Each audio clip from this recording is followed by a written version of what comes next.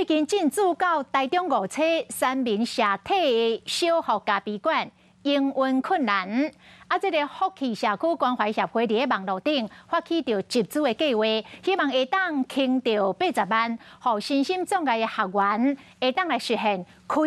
咖啡店的梦想。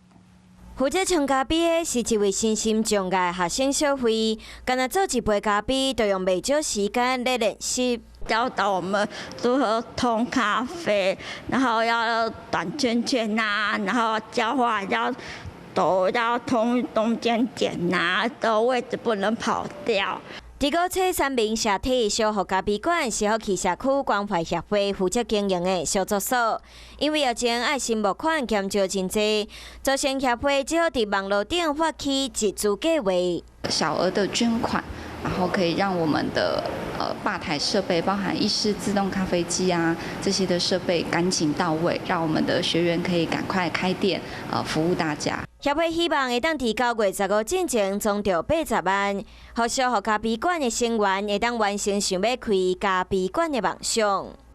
Hello， 大家好，我是乃瑜，要教给大家2个任务。第一个，华视新闻的脸书专页，你按赞了吗？还有华视新闻的 YouTube 频道，赶紧订阅起来，还要记得按赞，开启小铃铛哦。